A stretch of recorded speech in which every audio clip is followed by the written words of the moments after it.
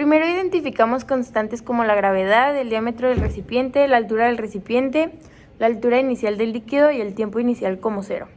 Después identificamos los datos variables como la velocidad angular, la masa de la partícula, la densidad del fluido, la densidad de la partícula, el coeficiente de arrastre, el delta T y finalmente la posición inicial en X y Y.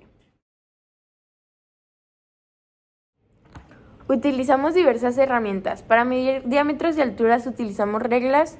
Para la masa de la partícula primero medimos su tamaño usando unos tamices y después utilizamos el volumen de una muestra de arena para calcular su masa. Para calcular la densidad del fluido desarrollamos un viscosímetro de bola y después empleamos la ley de Stokes. Para calcular la densidad de la partícula dividimos su masa sobre el volumen. Y el profesor del módulo nos proporcionó el coeficiente de arrastre que se ajustaba mejor a las condiciones de nuestro modelado, al igual que un rango en los cuales podríamos colocar las posiciones iniciales en X y Y. Y para calcular la velocidad angular utilizamos un tacómetro.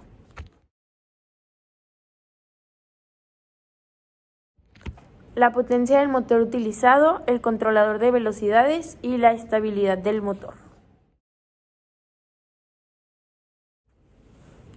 La potencia del motor la checamos en las especificaciones de la etiqueta del motor y la estabilidad del motor la observamos en los videos que grabamos y ajustamos la base del motor hasta que vimos que ya no se moviera tanto. Para el primer parámetro elegí la velocidad angular y tomaré los extremos del rango dado por nuestro profesor, que era de 100 a 850 RPM, para mostrar las diferencias e igualmente dejaré los demás parámetros como los siguientes.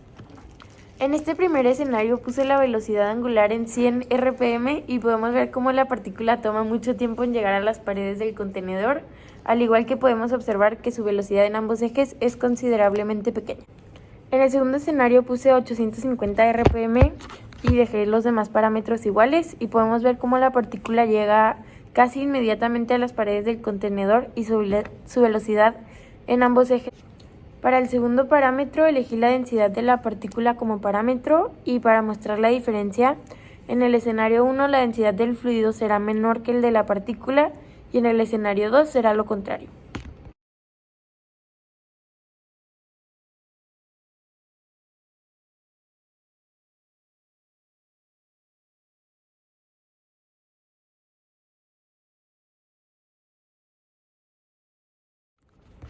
En el escenario 2, cuando la densidad de la partícula es mayor a la densidad del fluido, la partícula no se va hacia el fondo del recipiente y en vez se queda hasta arriba.